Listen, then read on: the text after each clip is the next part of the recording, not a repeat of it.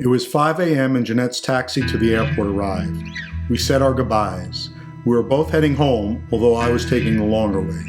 It was a rainy and windy day in St. John's.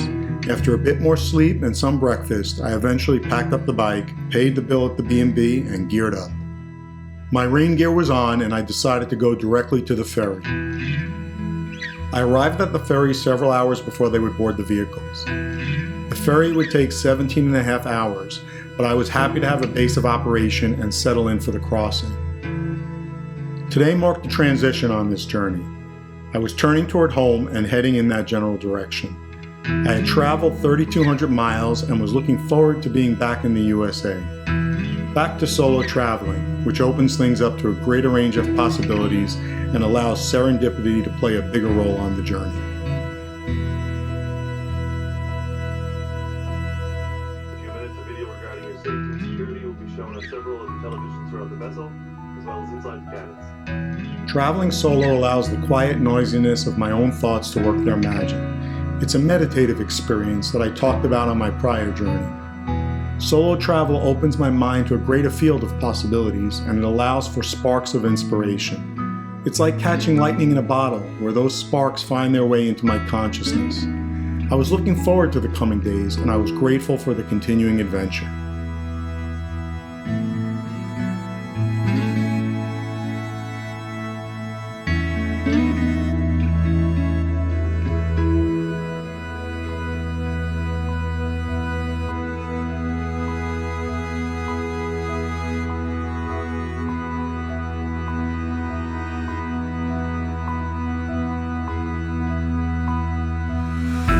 The ferry arrived on time in North Sydney, Nova Scotia.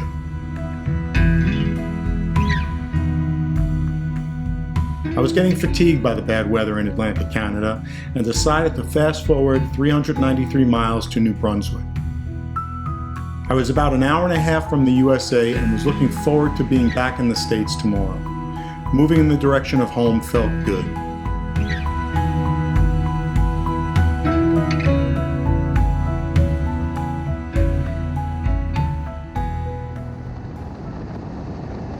It was a cold, dreary day, but I was less than 2 hours from the USA and was looking forward to crossing the border.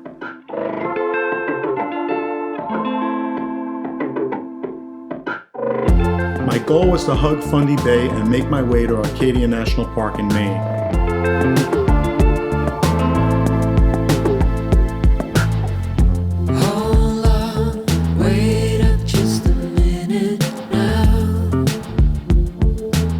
After crossing the border, I rode east, then south.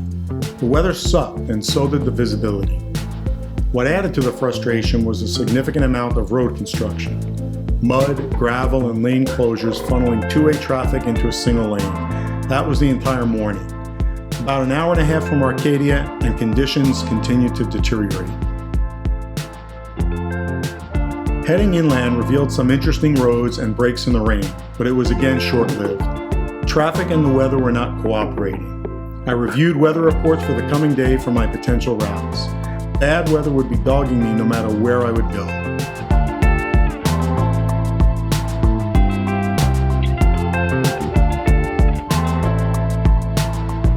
I felt like I was bailing on too many things that I wanted to do, but I was also listening to my gut. I was into the fourth week of the trip, and I had accomplished what I set out to do, which was Atlantic Canada and getting to Newfoundland. Now my goal was simple.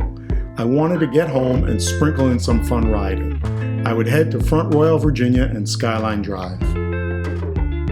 I was about 550 miles from Front Royal, Virginia, which put me in striking distance of Skyline Drive and some great riding. That would be followed by the weekend on the Blue Ridge Parkway through North Carolina. Tomorrow would mainly be the interstate and traffic.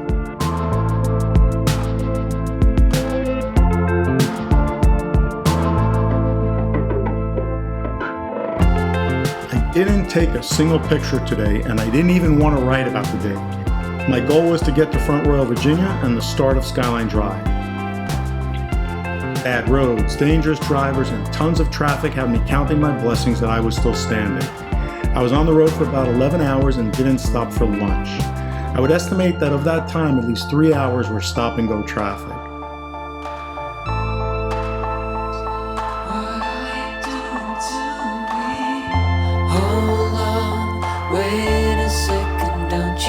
know that you're always on my mind all the time.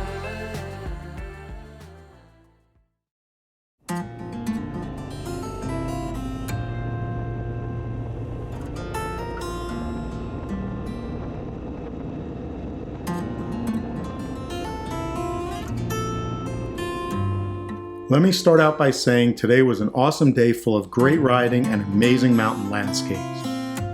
I was on Skyline Drive, and there were the Blue Ridge Mountains in Virginia.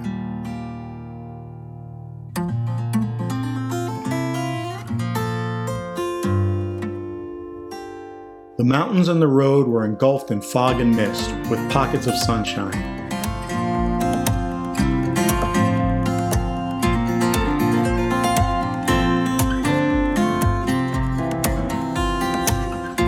It was funny that it took me about 25 days to get back here, close to where I got off the auto train. There were plenty of overlooks and beautiful, expansive mountain goodness in all directions. Riding today reinforced the kind of motorcycle travel I enjoy, traveling slowly and experiencing great epic views. Here in the Blue Ridge Mountains, there was a concentration of great riding and views, with plenty of interesting roads in addition to Skyline Drive and the Blue Ridge Parkway. Does a travel adventure, or any trip for that matter, need to be far and away? Is it a never-ending attempt to one-up the last experience? No and no, of course not. Each experience stands on its own. Atlantic Canada and Newfoundland was something I wanted to do, and I did it. Today marked the phase of the trip which was about both exploring the familiar and discovering new stuff.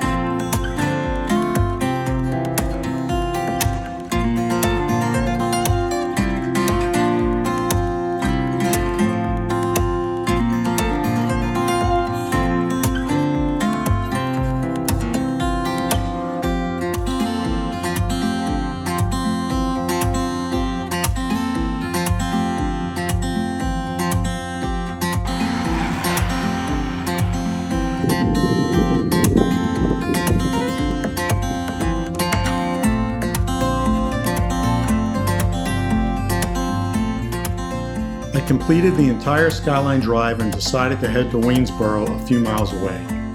It's a small historic town in Main Street with a spectacular backdrop of mountains in the distance. The town is a gateway for hikers and vacationers heading out on the Appalachian Trail or just simply exploring Shenandoah National Park. Waynesboro, Virginia sits at the entrance to both Skyline Drive and the Blue Ridge Parkway.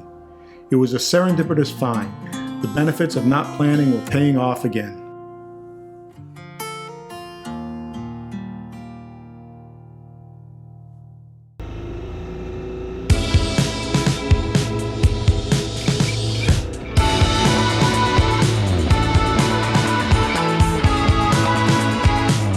Up early and on the road, heading to the Blue Ridge Parkway.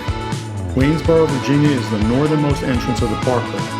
The Blue Ridge through Virginia was magical, and it was clear and a cool day. The vents on my motorcycle jacket were open, albeit there was a bit of a chill at higher elevations, but it was great weather. The views and undulating road kept coming.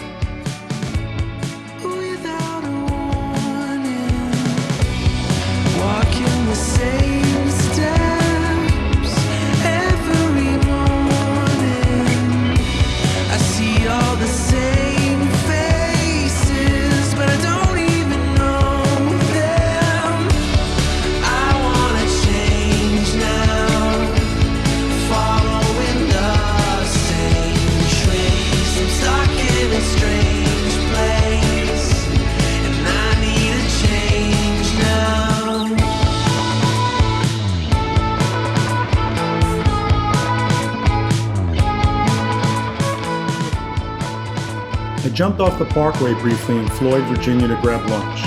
I noticed a sign for the Crooked Music Road.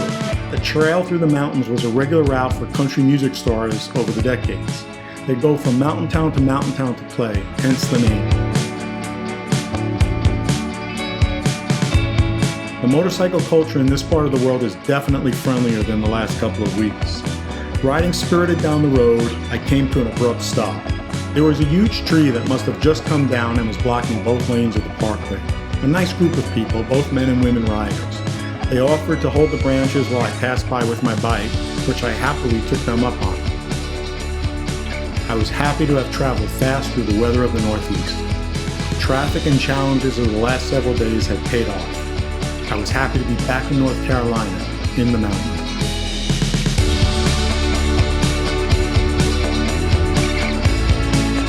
I arrived in Blowing Rock, North Carolina, a quaint mountain town, and quickly found an inn. It was a peaceful place, and I had been there on the 50-50 journey, which made it nice to return to on this trip.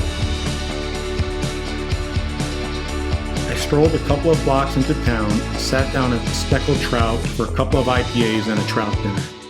I enjoyed the meal and the moonrise. It was a beautiful evening.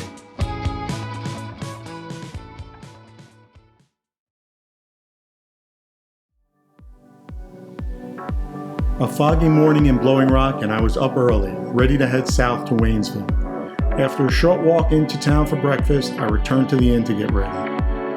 Waynesville is a small town south of Asheville. I was making an effort to explore small towns in the hopes of discovering something new. These small towns have a personality, good food, great beer, and there's usually a place or two that attracts not just locals, but folks from neighboring towns. Before jumping on the Blue Ridge Parkway south from Blowing Rock, I followed 221, a very twisty and fun road to ride. The fog of the morning added to the excitement of the road. Back on the Blue Ridge Parkway, I spent the rest of the day meandering south. Traveling south on the parkway, the elevation increased and the broad views of the mountain landscape kept coming from every direction.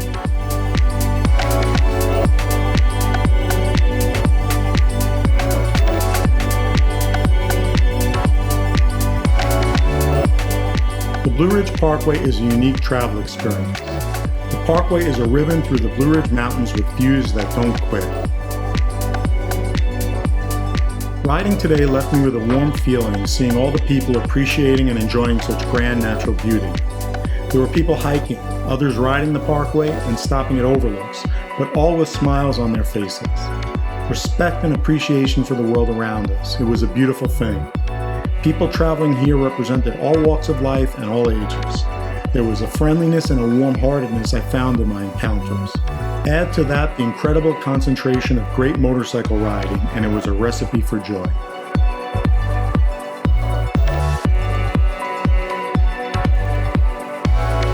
Waynesville tonight was another small-town surprise.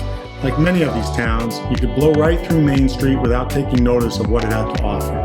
I think sometimes when I'm on the road, in my haste to keep moving or to find a gas station, my focus is very narrow. It's so important to stop, park, and walk around town. In this case, I took a room at a local inn and headed down Main Street.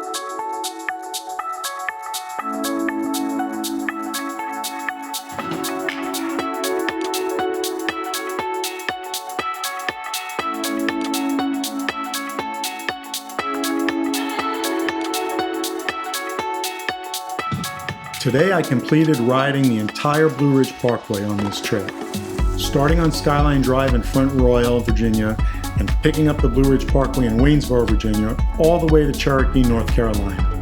It was a wonderful ride with great views, forests, elevation changes, and small towns along the way. A great finale to exploring Atlantic Canada, Newfoundland, and something familiar as well. Riding Western North Carolina reinforced my love of the area and the fact that you don't have to travel far and wide to be a traveler. The mountains of North Carolina offer a concentration of beauty, super motorcycle riding, forest trails, and mountain towns. Lunch in Bryson City, south of the Great Smoky Mountain National Park and the southern end of the Blue Ridge Parkway. From Bryson City, I headed toward Fontana, taking the Moonshiner 28, a curvaceous road of good twisties and incredible views of Fontana Lake, just near Fontana Dam. I grabbed a room at Fontana Village and then headed to ride the Tail of the Dragon.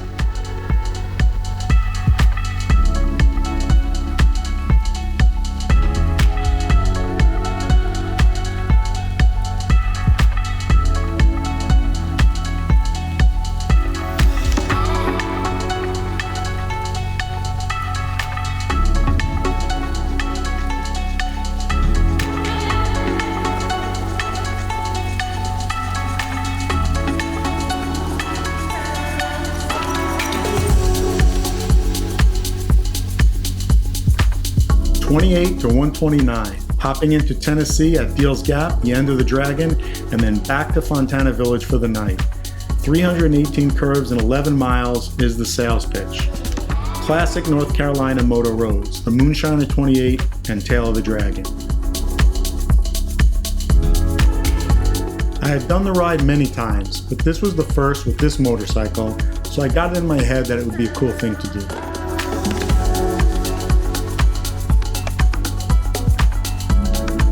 Each day had been filled with so much splendor and so many new experiences. There was a saturation of newness that challenged me to hold on to all those special moments. The pictures, video, and journal helped with all of that. I was proud of what I had accomplished and experienced this year on these journeys. It really had been an endeavor of the soul. I felt a tremendous sense of accomplishment, a feeling of a life well lived, a sense that I was on the right track, and most definitely, an overwhelming feeling of gratitude for being here now.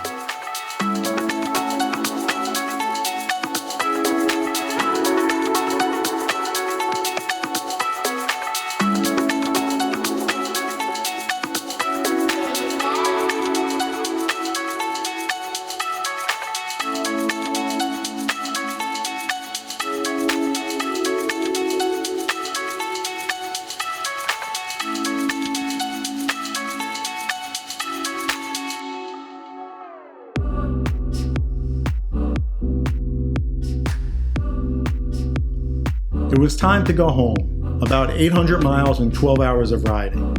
I had done it in a single day, coming up and returning on previous trips. This trip I would take a couple of days. They would still be big riding days, but it would give me more time to reflect on the journey and begin that transition from road life to home life. Ladies and gentlemen, I'd like to present more rain. As expected, it was raining hard this morning. The fog permeated the mountain range, and there did not seem to be any signs of it clearing up soon.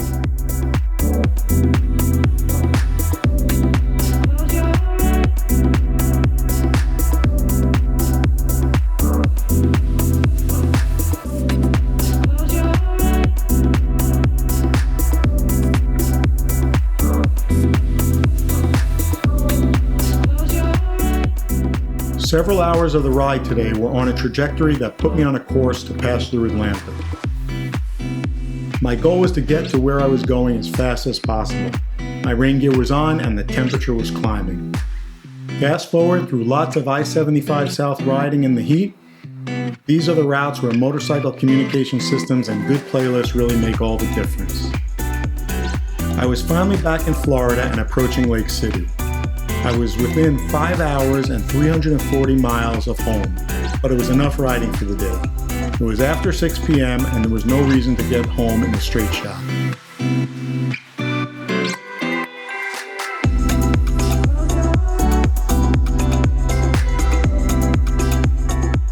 Today was the last day of riding and it was all about I-75 South and the Florida Turnpike to get home. Lots of riding in 94-degree heat and Florida sun. I was very excited to be going home and hoped to use my time on the road to reflect on the journey. The adulation of arriving and the accomplishment of the journey was something I wanted my attention to be drawn to. The heat was fatiguing as would be expected. The other thing, for those not familiar with Florida and riding through the middle of the state, were the love bugs. There was no love for me from them. I allowed the heat, the infestation of the bugs, and an oil leak to briefly hijack my attention from what was right in front of me, an incredible journey. It was day 31 on the road. I had ridden over 6,000 miles from Florida to Newfoundland and back. I traveled through 2 countries. I had the bike on the auto train. I took 7 ferries, 2 of which were overnight.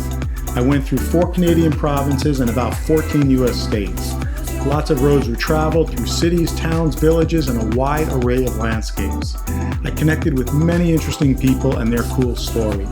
A full range of weather, road conditions, and accompanying emotions were experienced. It was a rich, wonderful experience.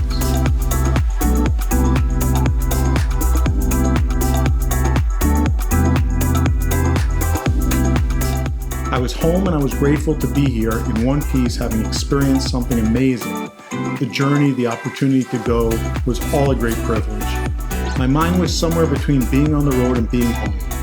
It was going to take some time to figure it all out, to decompress, to adjust, and to transition.